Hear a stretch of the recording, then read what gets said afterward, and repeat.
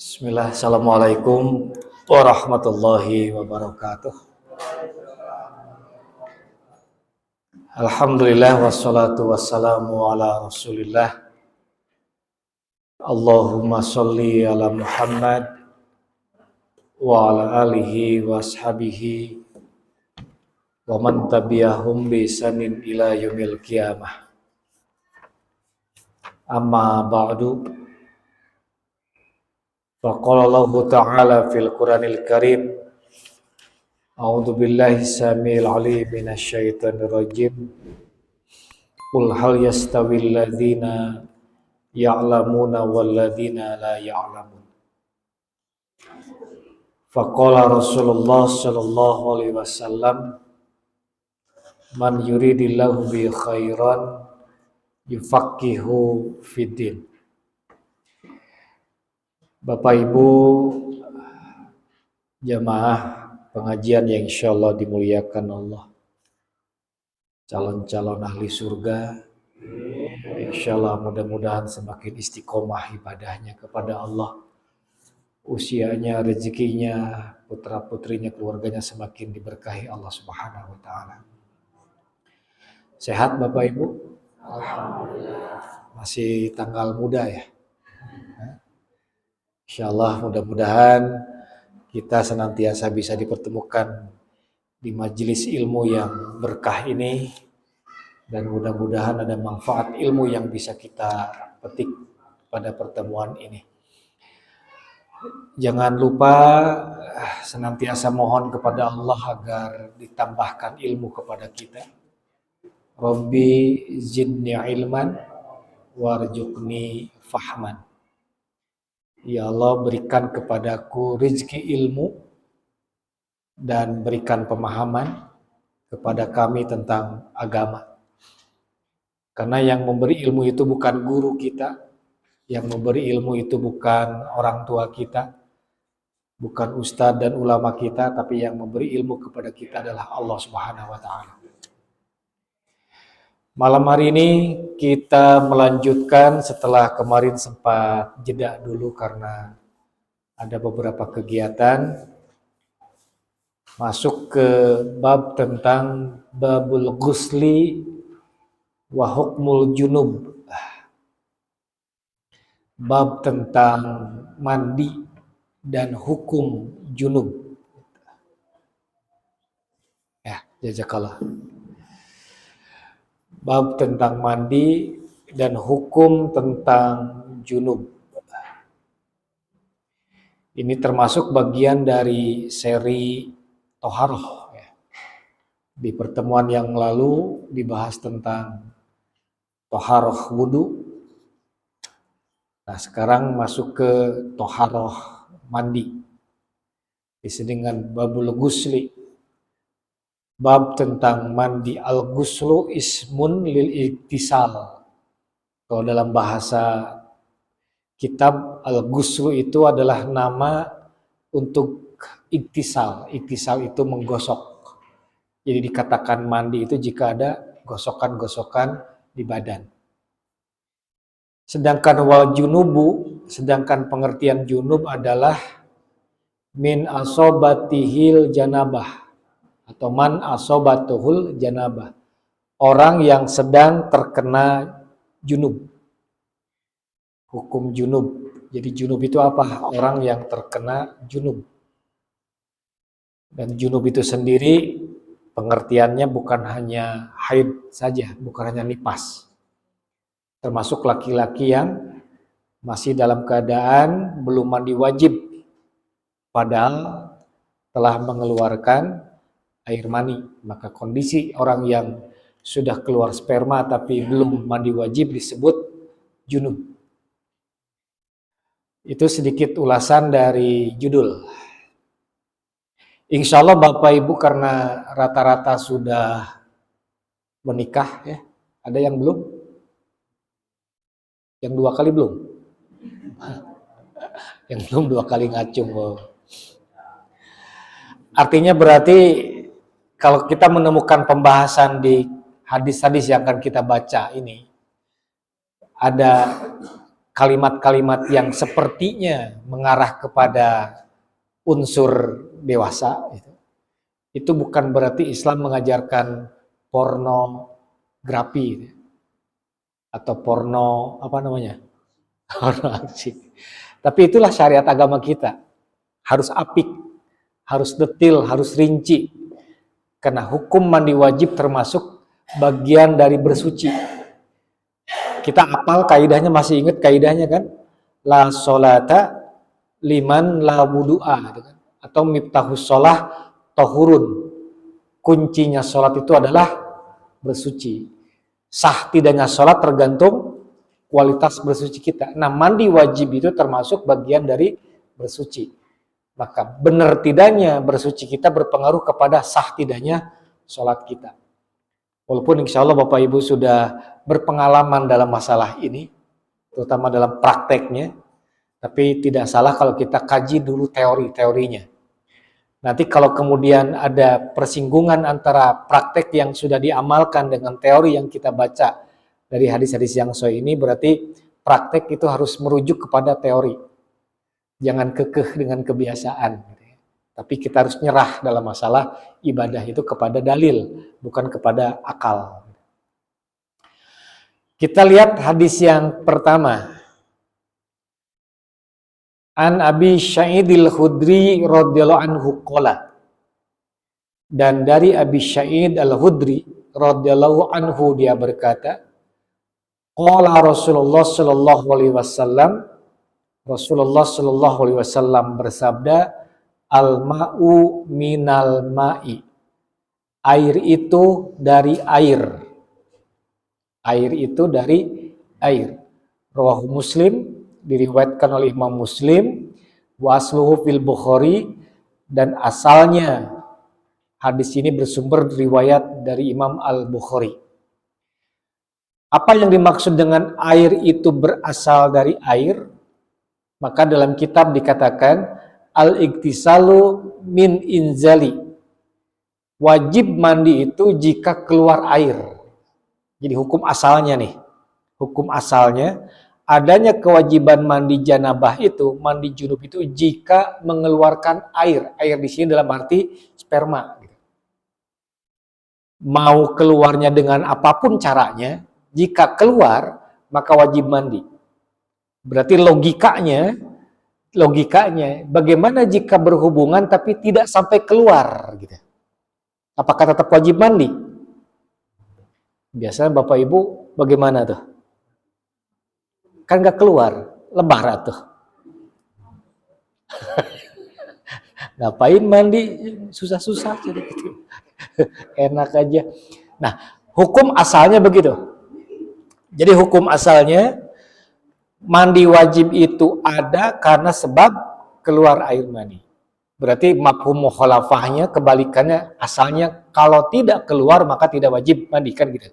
Itu logikanya. Tapi kemudian dalam riwayat yang berikutnya kita bisa temukan penjelasan. Wa an Abi Hurairah radhiyallahu anhu qala, dan dari Abi Hurairah radhiyallahu an dia berkata, qala Rasulullah sallallahu alaihi wasallam, Rasulullah SAW telah bersabda, idza jalasa baina su'abihal arba' summa jahadaha faqad wajabal ghuslu, muttafaqun alaih, wajada Muslim wa illam yunjil. Nah ini ada kalimat.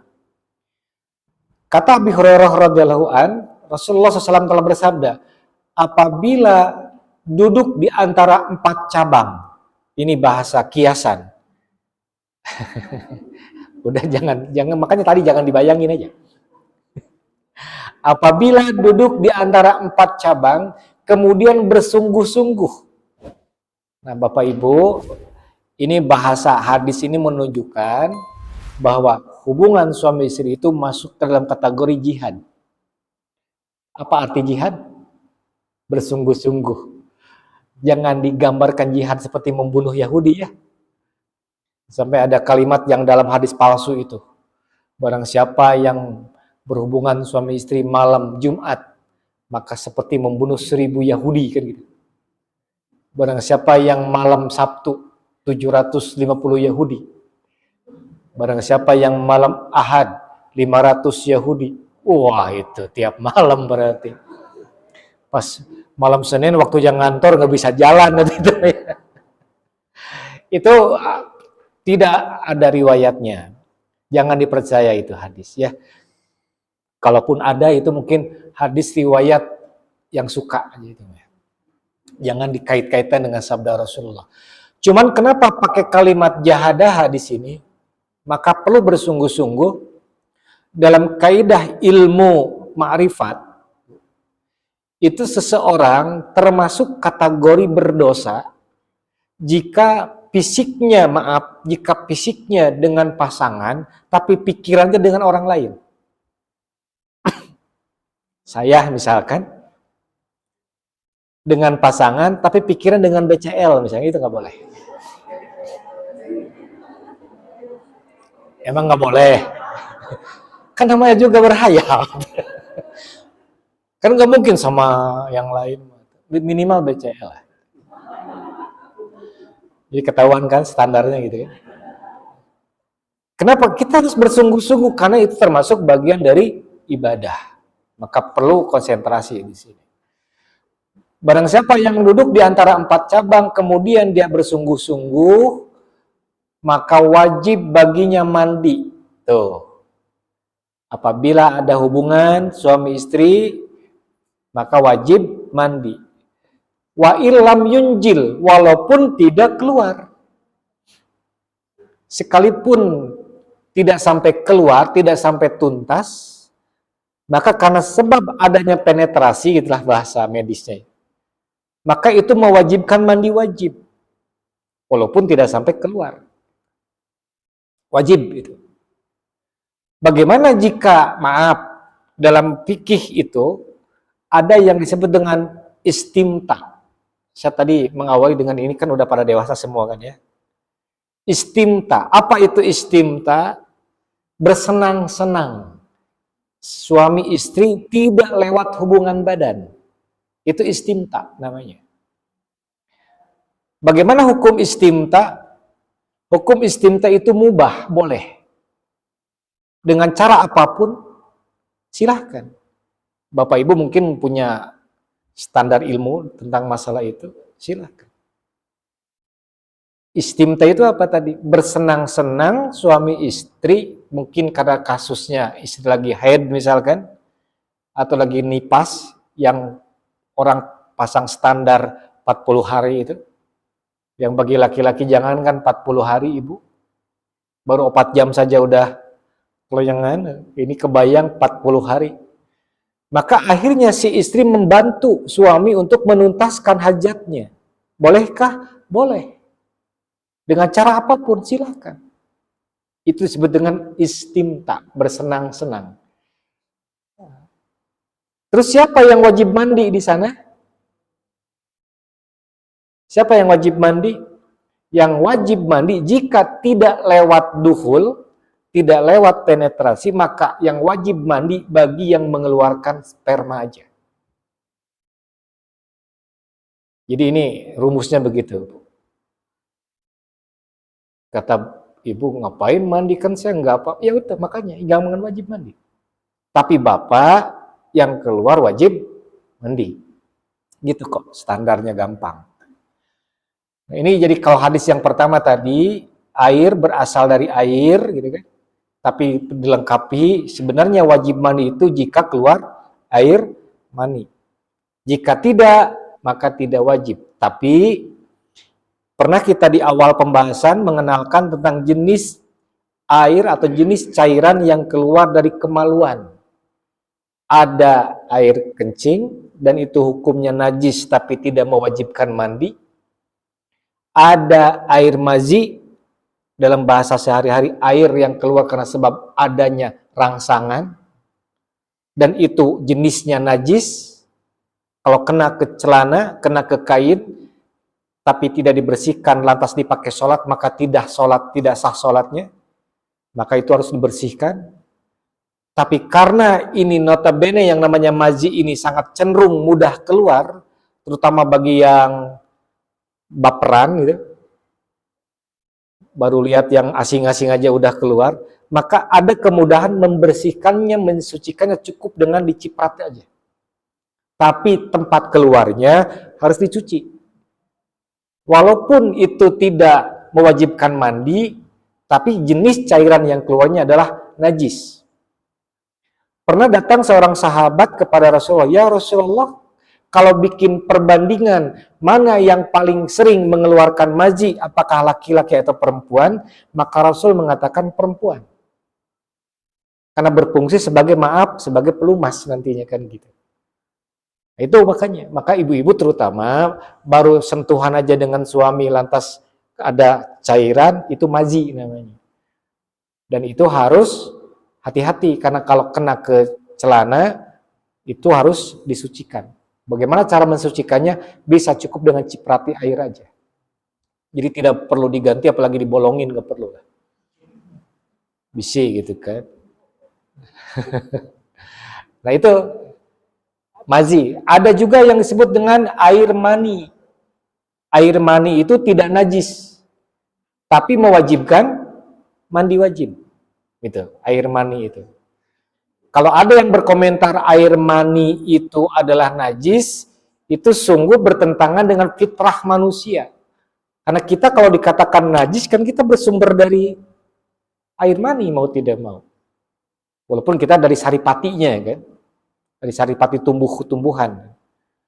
Maka tidak najis kalau air mani itu, cuman mewajibkan mandi. Tapi dalam bab air mani, kebiasaan Aisyah radhiyallahu anha ini menarik, patut dicontoh oleh ibu-ibu. Aisyah bercerita, kalau air mani yang kena ke kain Rasulullah SAW itu masih basah, maka Aisyah suka mencucinya, menguceknya dengan air. Tapi kalau udah mengering, maka cukup dikerik dengan kukunya. Ibu mah nggak mungkin maulah itu. Cuman ini cerita tentang Aisyah seperti itu. Mana mau kan ibu mah ya? Geleh, gitu. Ngapain yang gitu ribet-ribet amat dan gitu kan. Itu gambaran. Oke, dari dua hadis ini dulu gimana? Ada pertanyaan? Santai aja sok, pelan-pelan yang penting nyampe apa informasi hadisnya. Cukup paham ya? Oke, kita lanjut. Tentang mimpi sekarang. Wa an Ummi Salamah anna Umma Sulaim wa hiya imra'atu Abi Thalhah qalat, ya Rasulullah, innallaha la yastahyi minal haqqi fahal alal mar'ati guslu idah talamat qala na'am idza ra'atil ma'a. Al hadisu muttafaqun alaih. Dari Ummu Salamah, sesungguhnya Umma Sulaim yaitu istrinya Abi Thalhah berkata, ya Rasulullah, sesungguhnya Allah itu tidak malu tentang kebenaran. Seorang sahabiah, seorang wanita, Bu, datang bersilaturahim ke Rasulullah SAW, bertanya tentang masalah yang dihadapinya. Ini menggambarkan dulu di zaman Rasul sudah ada tradisi perempuan itu thalabul ilmi. Gitu. Jadi kalau sekarang ibu-ibu ngaji, itu berarti meneruskan tradisi para sahabiah. Dan insya Allah mudah-mudahan keberkahan para sahabiah juga dapat ibu miliki juga, insya Allah. Dan para sahabiah ini, para sahabat-sahabat wanita di zaman Rasul itu, kalau masalah ilmu itu punya tradisi agresif gitu. Serba pingin tahu. Jadi sifat kecerewetannya perempuan itu udah memang sejak dari lahirnya seperti itu difungsikan untuk hal-hal yang benar. Di antaranya apa? Pingin serba tahu urusan ibadah. Hampir sama kayak ibu-ibu di sini juga kan ya, cerewet gitu kan. Serba ingin tahu dalam urusan ibadah. Apakah sama di cerewetnya, apa sama di ingin tahunya, itu wallahu alam lah ya. Ibu yang paling tahu jawabannya. Perempuan-perempuan zaman dulu itu seperti itu. Sering datang bertemu kepada Rasulullah SAW. Sehingga dalam riwayat dari Imam Tirmidzi diceritakan Rasul punya majelis khusus dengan ibu-ibu. dengan kaum perempuan. Jadi ditampung oleh Rasulullah. Karena kadang-kadang suka ada pertanyaan-pertanyaan yang sifatnya pribadi gitu kan. Yang kayaknya kalau didengar oleh laki-laki rada jengah lah gitu ya. Makanya untuk menjaga hal-hal yang sifatnya privasi tadi, maka perempuan-perempuan minta waktu khusus di zaman Rasulullah SAW itu seperti itu. Ya. Terkadang di pengajian itu ada istri yang ngeluh ke Rasulullah perihal suaminya kan gitu. Minta pendapatnya gimana gitu, minta jalan keluar gimana. Nah, kan kalau ada suaminya mungkin nggak enak ya kan ya. Kayak malam ini misalkan ya, kagok kan gitu kan curhatnya. Tapi itu tradisi yang positif sebenarnya ya. Boleh dilanjutkan oleh kita kalau ada kemauan seperti itu. Kemudian perempuan itu berkata, "Ya Rasulullah, sesungguhnya Allah tidak malu dalam urusan kebenaran. Apakah seorang wanita wajib mandi jika dalam tidurnya dia bermimpi?" Gitu. Jadi perempuan-perempuan pun, kalau saya perhatikan dalam hadis ini, ternyata informasinya ini menarik sekali. Bukan hanya kaum laki-laki yang bermimpi besar itu. Perempuan pun bisa bermimpi juga. Gitu. Buktinya mana? Hadis ini menjelaskan begitu. Perempuan bertanya, "Ya Rasulullah, bagaimana seorang perempuan dalam tidurnya dia bermimpi basah? Apakah wajib mandi?" Gitu. Maka kemudian Rasul berkata, "Ya, wajib mandi. Tapi catatannya, idza ra'atil ma'a, jika dia melihat air itu ada." Ini jadi dalil Bapak Ibu, kalau kita dalam tidur dan bermimpi, mimpi basah, dalam istilah anak muda itu, mimpi basah, maka jangan berpatokan pada mimpinya, tapi lihat buktinya ada enggak air itu, ada enggak basahnya itu. Jika mimpi tapi pas bangun tidak ada basahnya, tidak ada bekas-bekas kita mengeluarkan, berarti itu hanya sebatas mimpi. Dan tidak wajib mandi di sana. Namun sebaliknya, jika kita tidak berasa bermimpi tapi pas bangun ada, tetap wajib mandi. Karena yang menjadi hukum adalah bukti, gitu. Bukti-buktinya ada. Apalagi ya udah mah mimpi dan ada bukti gitu. Udah pasti gitu. Tidak merasa mimpi saja, kalau bukti ada jadi hukum gitu, wajib mandi. Tapi kalau ngerasa bermimpi gitu, pas bangun ternyata nggak ada, malah kalaupun toh udah kering juga nggak ada bekasnya, maka tidak wajib mandi, itu hanya mimpi. Berdosakah dalam bermimpi kalau kita mimpi dengan yang lain? Berdosa nggak? Tidak, alhamdulillah tidak ya. Jadi silahkan bermimpi aja. Cuman yang jadi dosa itu sebelum tidur menghayalkan gitu. Bercita-cita ingin ketemu dalam mimpi dengan si anu. Dan kemudian pakai jampe-jampe harupat untuk bisa ketemu dalam mimpi. Nah, itu yang bahaya. Itu yang tidak boleh. Ya kalau dalam bahasa para ulama itu disebut dengan zinah qalbi. Jinah hati. Kan ada jinah perasaan, ada jinah mata, jinah tangan, kan? Dan jinah yang sesungguhnya adalah terjadi hubungan kan gitu. Ternyata ada jinah pikiran juga gitu. Yaitu pikiran kita menghayalkan yang tidak-tidak. Gitu. Jadi perempuan pun seperti itu ya hukumnya. Kemudian hadis yang keempat dari Anas radhiyallahu anhu, dia berkata, qala Rasulullah SAW, Rasulullah SAW bersabda, "Pimra'atin tara fi manamiha ma yara rajulu qala tagtasil." Rasul bersabda tentang perempuan yang bermimpi dalam tidurnya seperti mimpinya laki-laki. Gitu. Maka Rasul berkata wajib mandi bagi dia. Tapi tadi patokannya jika ada bukti gitu. Ya, jika ada bukti.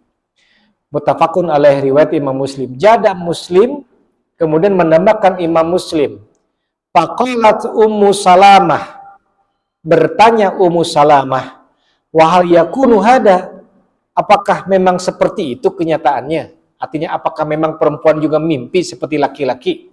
Maka Rasul berkata, "Na'am, ya, perempuan pun mimpi seperti laki-laki." Pamanin aina yakunu sabbah, karena dari mana bisa serupa nanti anaknya itu? Ya kan dari air mani itu juga. Jadi perempuan juga sama mengeluarkan air mani sebagaimana hanya laki-laki mengeluarkan air mani, baik dalam real maupun dalam mimpi. Jadi sama seperti itu. Ini hadis-hadis tentang masalah mimpi. Paham Bu, Pak ya? Insya Allah ya. Oke. Nah sekarang masuk ke tentang mandi yang dianjurkan dan mandi yang hukumnya wajib itu apa saja? Mandi karena sebab apa saja? Ada yang hanya sebatas dianjurkan, ada yang dijadikan wajib untuk mandi. Kita lihat di sini.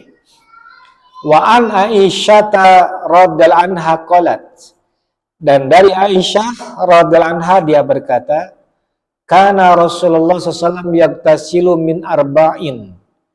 Bahwasanya Rasulullah SAW terbukti mandi itu karena 4 perkara. Jadi Rasulullah SAW mandi karena 4 hal. 1, mandi karena junub. Dan ini hukumnya adalah wajib. Yang kedua, mandi wa yaumal Jum'at. Mandi pada hari Jumat. Dan ini kalau kita nanti melihat kepada dalil-dalil yang nanti akan kita lewat, itu status mandi hari Jumat bagi laki-laki dan perempuan berlaku umum hanya anjuran. Hanya anjuran. Bagi laki-laki penekanannya sangat dianjurkan. Gitu. Tapi tidak menjadi keharusan untuk mandi hari Jumat. Nah ini yang kemudian dijadikan strategi gitu kan. Kenapa rata-rata orang suka berkata malam Jumat gitu. Ya. Tujuannya supaya ada alasan hari Jumat paginya mandi mungkin ke sana gitu. Kalau nggak ada alasan kan asa sia-sia meureunan gitu kan. Nah, bagi yang malam Jumatnya melakukan hubungan, padahal kan tidak mesti harus malam Jumat aja ya. Dan tidak boleh kita bermain-main dalam candaan syariat. Sampai kita berkata malam Jumat, malam sunnah. Gak ada seperti itu. Tiap malam juga harus ada sunnah, tahajud. Malah kalau itu bukan sunnah, Bu Pak. Hubungan suami istri itu bukan sunnah, wajib. Jadi jangan punya alasan sunnah. Kalau bisa mah tiap malam. Tahajud. Pikirannya kemana sih? Tahajud. Kan bicara tahajud. Itu. Pertama, mandi janabah. Itu penekanan hukumnya wajib. Yang kedua, wa yaumal jum'ah. Mandi hari Jumat. Dan itu dalil yang kuat mengatakan hukumnya adalah anjuran. Bagi laki-laki sangat dianjurkan. Yang ketiga, wa minal hijamah. Mandi setelah berbekam. Setelah diambil darah kotor, itu Rasul senangnya itu mandi. Senangnya mandi. Yang keempat, wa min guslil mayyit. Mandi setelah memandikan jenazah. Dan kalimat wa min guslil mayyit, mandi setelah memandikan jenazah, itu hukumnya mubah, boleh. Tapi kalau tidak juga nggak apa-apa. Karena tidak ada satu dalil pun yang sahih yang mengharuskan mandi wajib setelah memandikan jenazah, itu nggak ada. Mungkin kenapa ada mandi setelah memandikan jenazah? Untuk kehati-hatian barangkali takut ketika memandikan jenazah ada cipratan-cipratan air di saat membersihkan kotoran jenazah yang nyiprat ke anggota tubuh dan kita nggak tahu di arah mana nyipratnya gitu. Maka untuk lebih bersih dan lebih kehati-hatian supaya apik yang mandi sekalian gitu. Tapi tidak dijadikan hukum harus kudu apalagi wajib, enggak. Hanya anjuran biasa. Maka kemudian kalau di dalam kitabnya, di dalam kitab yang ini, ada catatan nggak Pak di bawah di kitab itu, di fotokopian, ada catatan kakinya nggak? Nggak ada. Oke. Saya bacakan catatan kakinya di sini. Ya.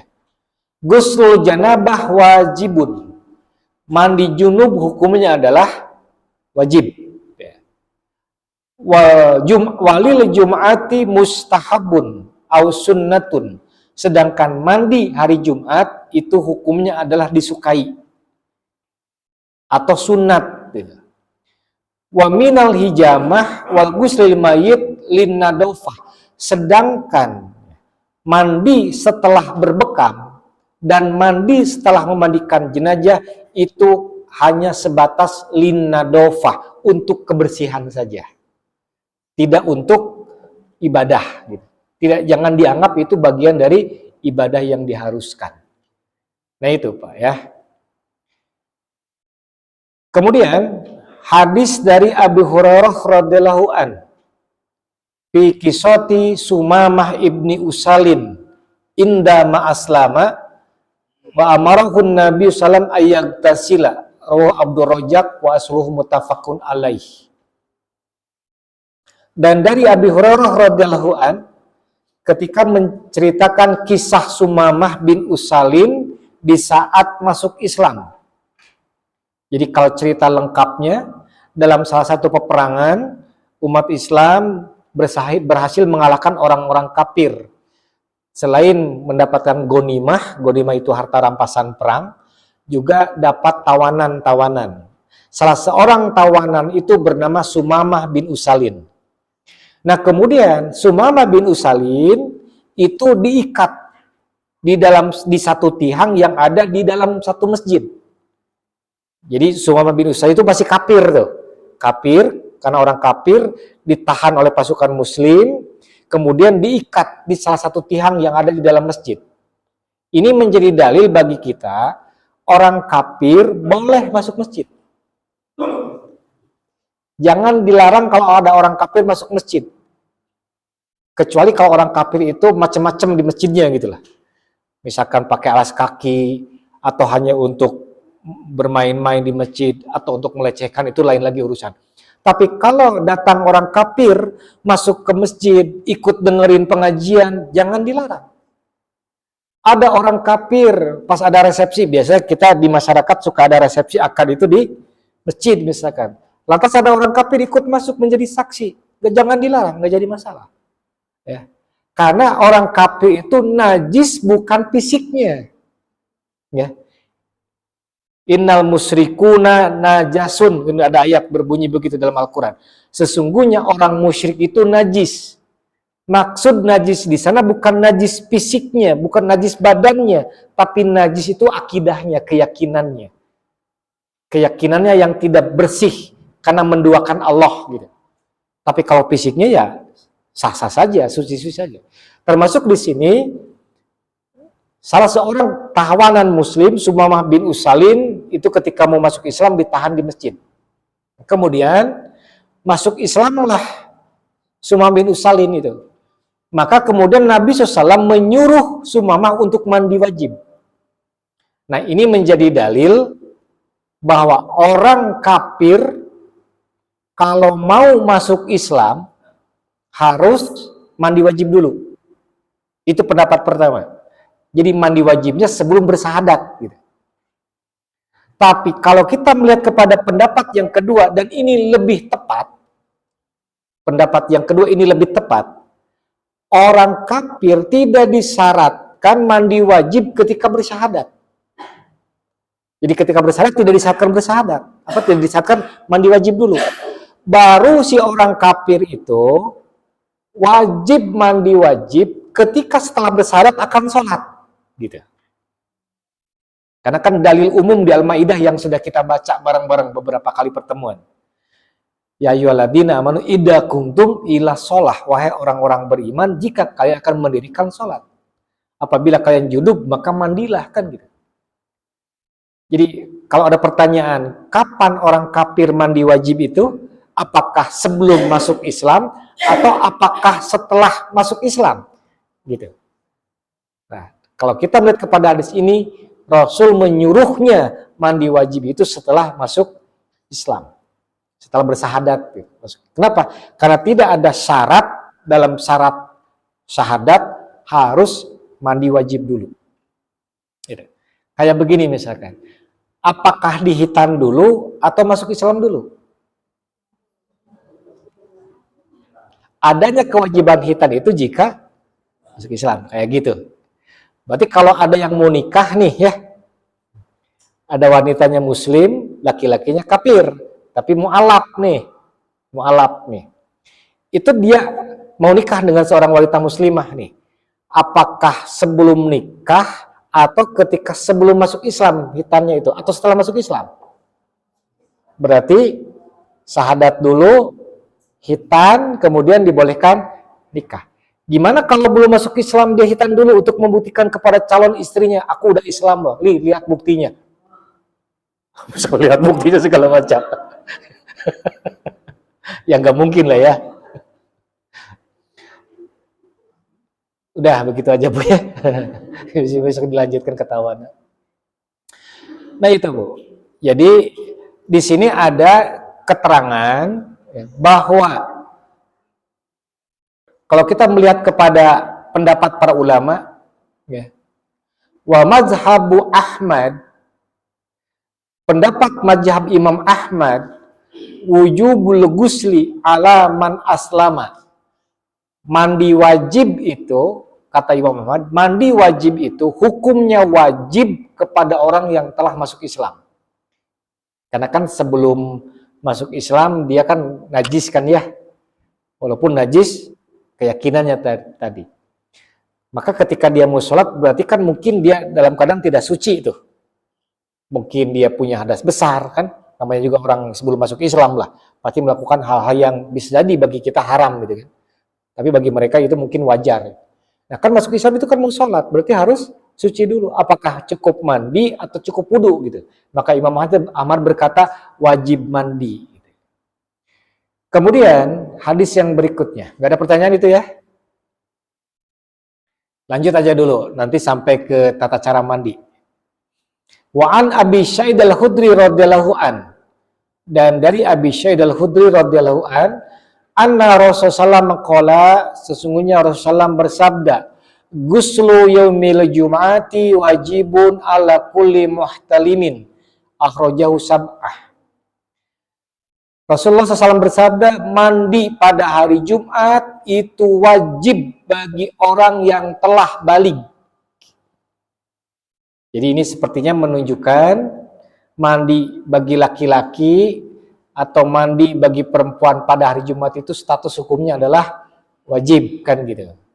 Tapi tadi di awal sudah dibahas sedikit, kemudian dilengkapi di sini ay baligun wal hadisu mahmulun ala ta'kidi sunnah li adamin sartiyati dzalika fi husuli sawabi fi riwayatin ukhra.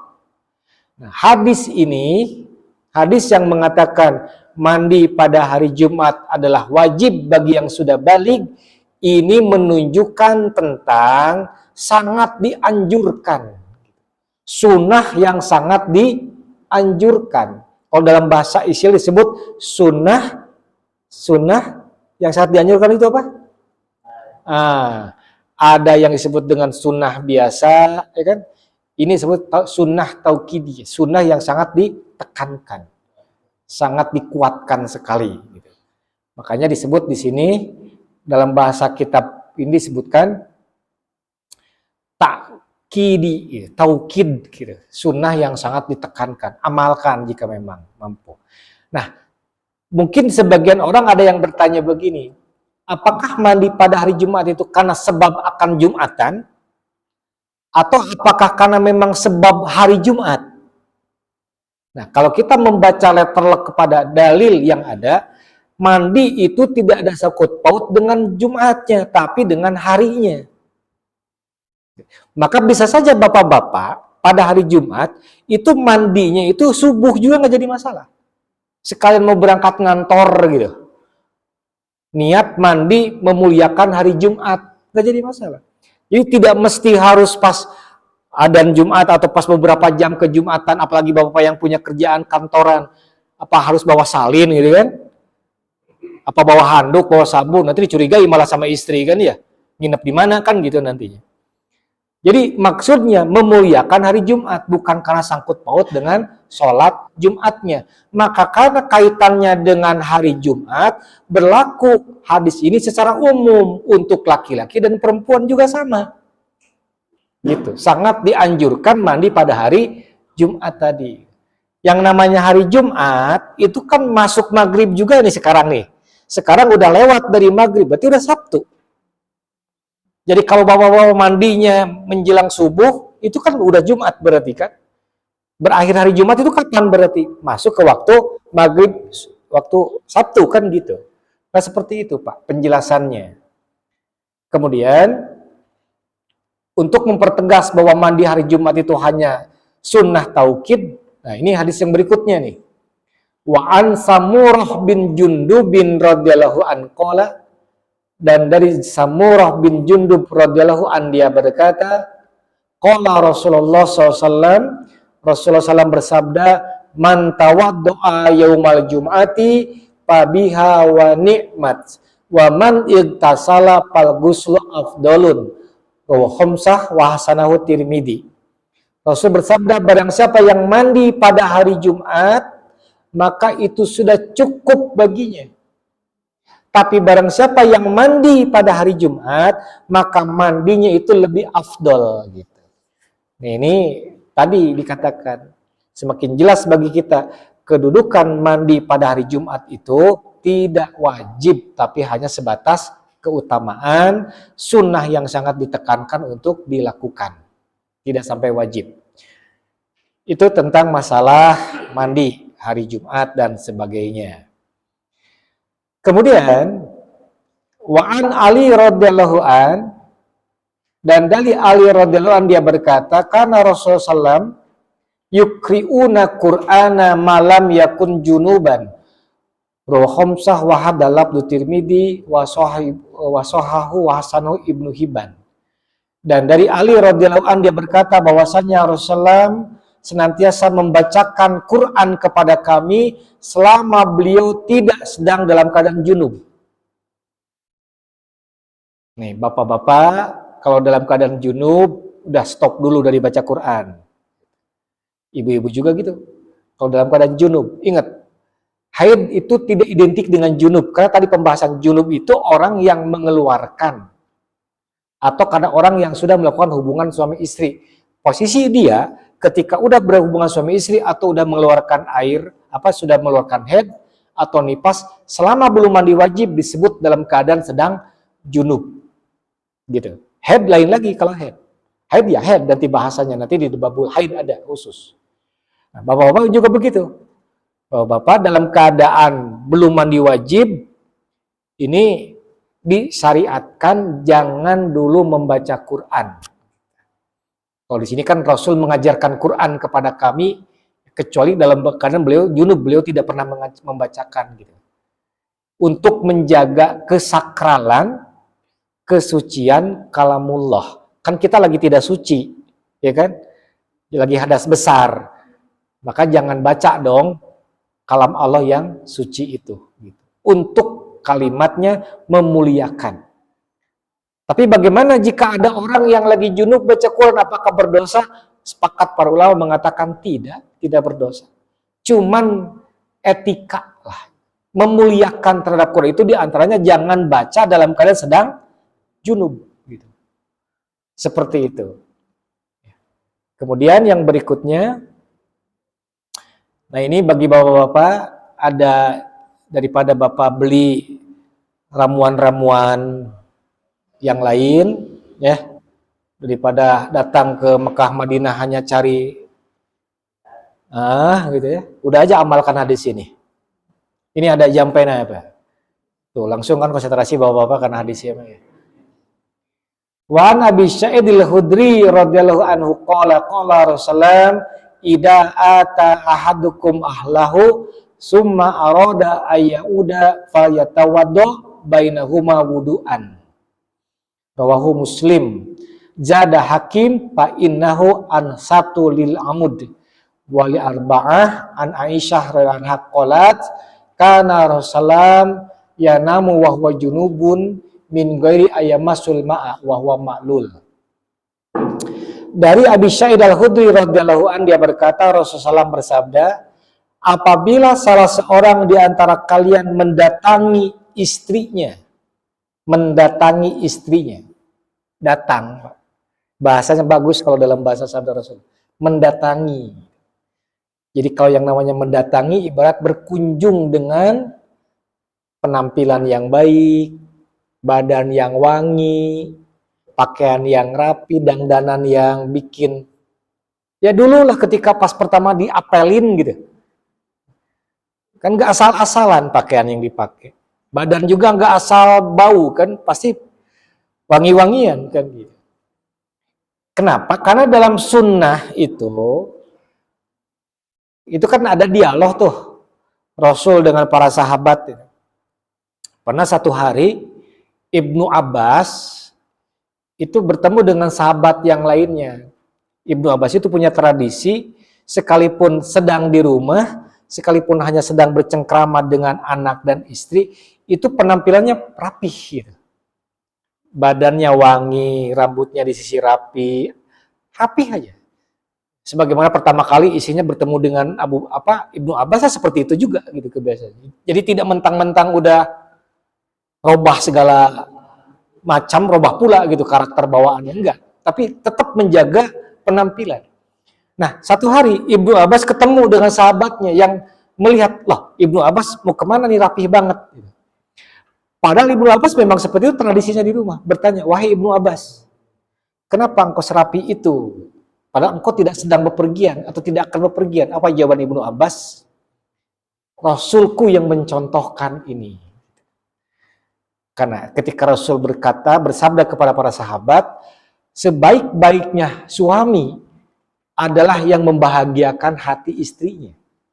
Baik dengan perlakuan maupun dengan penampilan dan tutur kata. Itulah sebaik-baiknya suami. Dan aku adalah sebaik-baiknya suami bagi istri-istriku. Maka contohlah aku, kata. Dan Ibnu Abbas mencontoh itu. Jadi tidak mentang-mentang karena di rumah cuek-cuekan, pakai kaos oblong, anu ngesaroek misalnya. Bau bawang. Seperti itu. Harus berpenampilan yang terbaik. Makanya di sini kalimatnya ida ata ahadukum ahlahu, apabila salah seorang di antara kamu mendatangi, datang. Jadi ada persiapan. Malah dalam bahasa sabda Rasulullah SAW, kalimat mendatangi di sini maknanya begini. Ternyata untuk menjalin keharmonisan rumah tangga itu diantaranya kan karena sebab kebutuhan biologis yang tersampaikan, yang tersalurkan dengan maksimal. Gitu.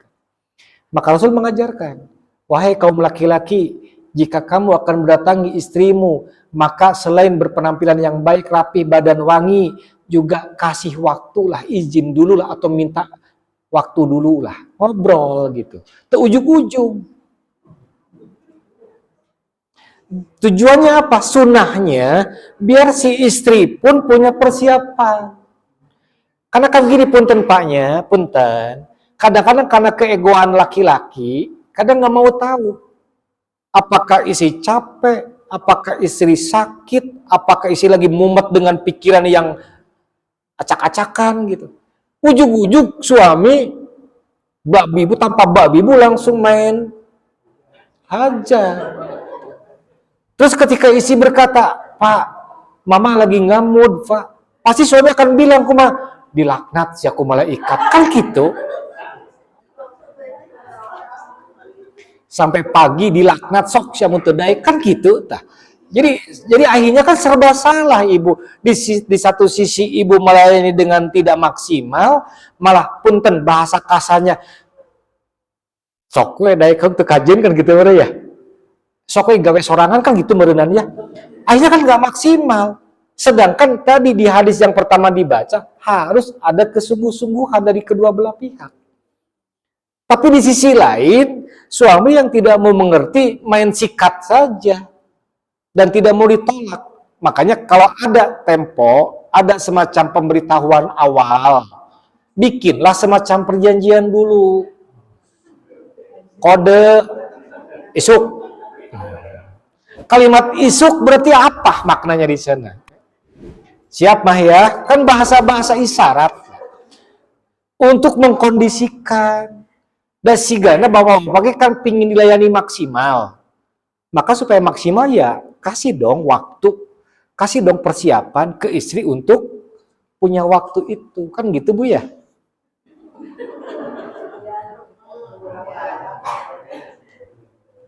Ibu duka, ibu di dia duka kumaha ketan.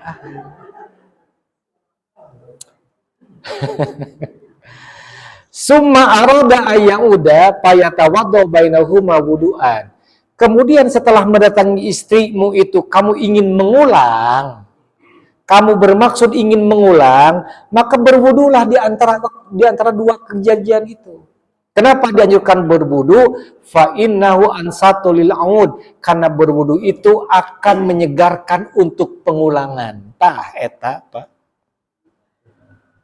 Obatna teh eta. Tapi siga mustahil Bapak-bapak di dia mana. Beres gubrag sih kana ya mah. Jadi kalau kita mengacu, makanya jangan salah.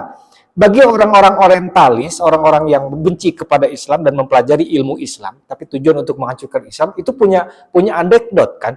Rasulullah itu kan satu laki-laki tapi tenaganya 7 atau 11 kuda kan. Suka perempuan kan dianggapnya gitu. Kemampuan biologis Rasul kan di atas rata-rata manusia. Nah ternyata rumusnya gara-gara wudhu, bukan gara-gara hajar jahanam, Pak. Ya bisa dipesan. Kalau mau pesan nanti Pak ya, saya tanggal 2 berangkat umroh kan, nggak bisa pesan. Jadi yang seperti itulah. Untuk pengulangan biar lebih segar. Dan kalau ibu, bapak, udah melakukan kewajiban suami istri tapi belum sempat mandi wajib, karena badan keburu lemas, keburu ngantuk, minimal setelah cuci kemaluan berwudu. Udah aja minimal gitu. Karena kalaupun toh ditakdirkan kita meninggal di malam itu, kita dalam keadaan suci. Karena sebab wudu tadi. Jadi, itulah jangan jorok gitu. Jangan jorok beres gubrag gitu kan. Guamun maut bari dalam keadaan hadas besar kan itu teh. Nggih. Tapi kan orang teu apal cara maut, ya gara-gara teu apal maut makana kudu wudu teh. Namun apal besokan teu naon teu wudu heula ge gitu. Ini yang jadi dalilnya ya. Kemudian karena Rasulullah yanamu wa huwa junubun min ghairi ayyama salma'a wa huwa ma'lul. Ini hadisnya cacat lah. Nah, sekarang hadis yang berikutnya ini panjang tentang tata cara mandi wajib nih. Tata caranya nih. Tinggal diakurkeun ya antara praktek yang sudah biasa, mangga. Yo, ya sok. Gimana, Pak?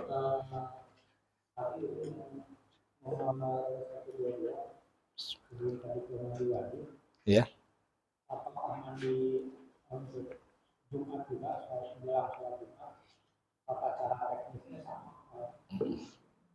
Bagus. Apakah tata cara mandi wajib untuk memuliakan hari Jumat yang hukumnya mandi itu sunat dengan mandi wajib karena junub dan itu hukumnya wajib sama prakteknya? Pada dasarnya sama. Pada dasarnya sama. Yang membedakan hanya niatnya.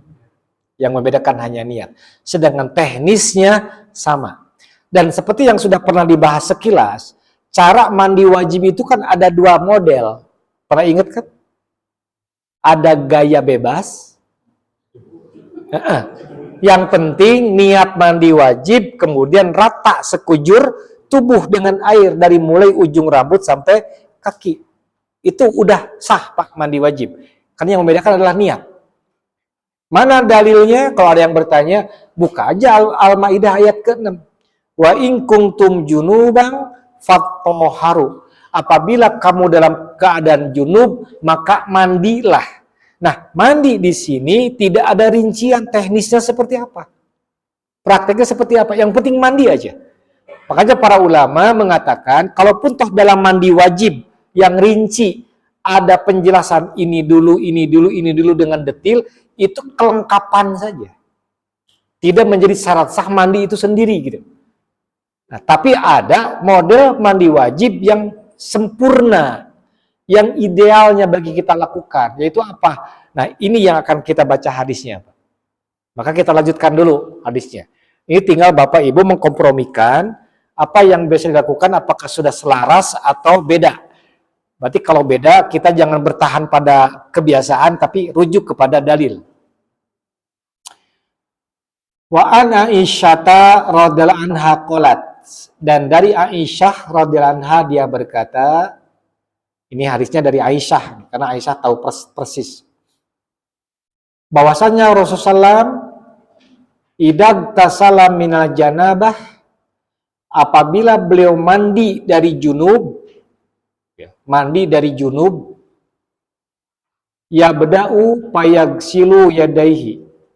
Maka beliau memulai dengan mencuci telapak tangannya dulu. Cuci dulu telapak tangan. Summa yubrigu biyamini ala simal payagsilu farjahu. Kemudian guyurkan air menggunakan tangan kanan pakai sedukan, guyurkan ke tangan kiri, yang tangan kiri dipergunakan mencuci parji. Jadi mencuci parji dengan tangan kiri. Dan jangan pakai alat apapun, sabun jangan, sampo jangan.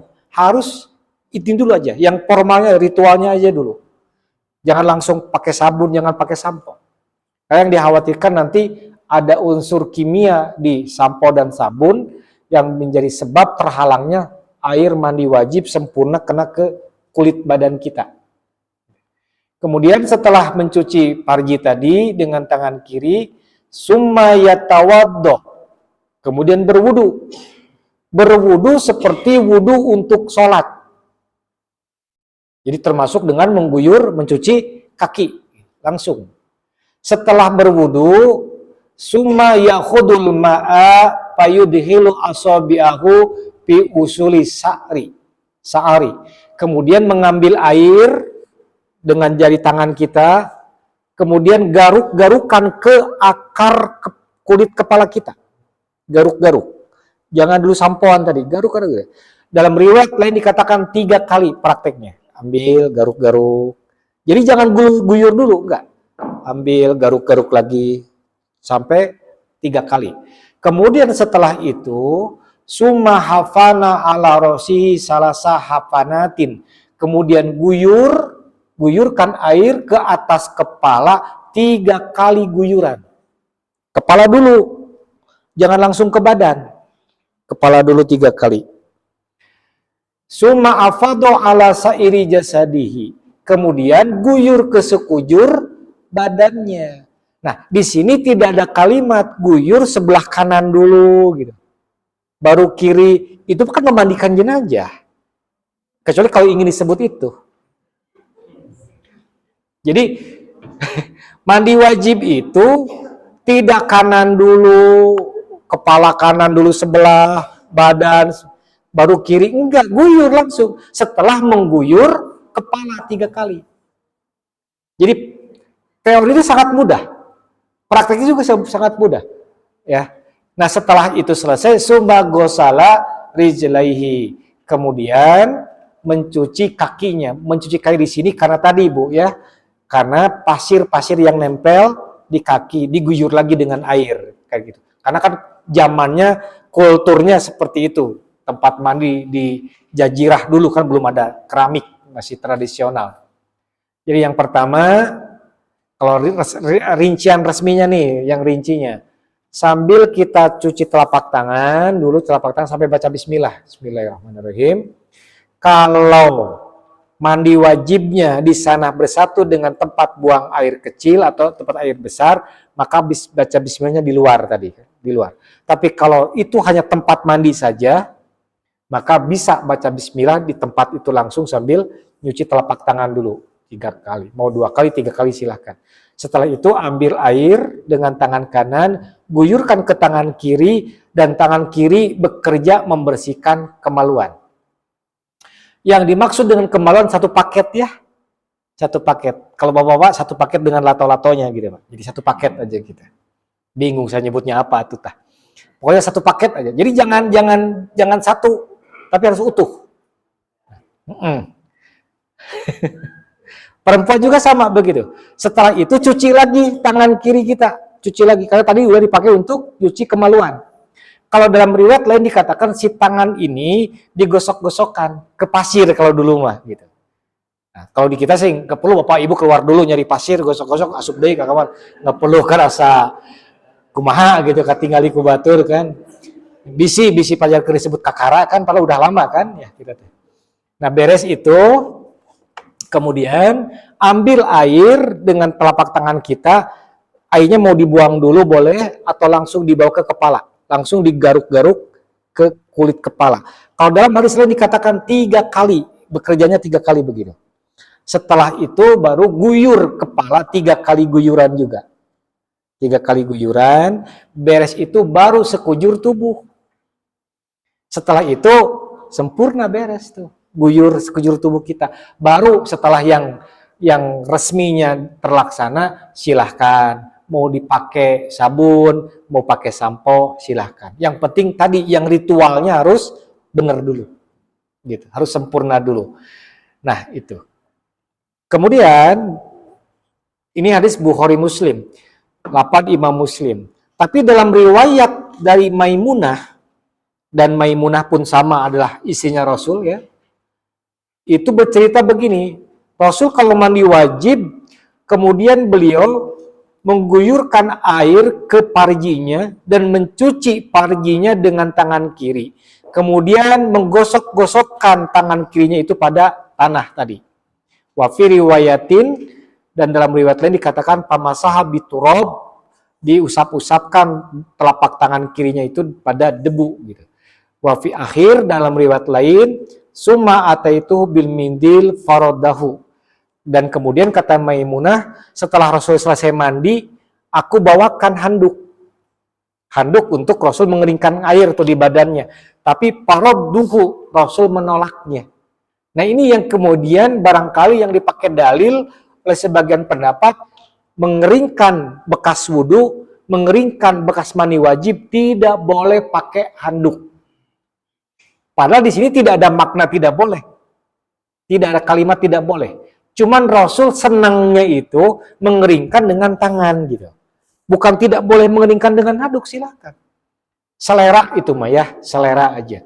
Jadi jangan dianggap tidak boleh mengeringkan bekas wudhu dengan handuk. Air yang nempel di muka harus biarin kering sendiri. Karena kalau pakai handuk nanti dosa-dosa tidak jadi turunnya misalkan. Emang dosa seperti apa maksudnya? Nah seperti itu ya.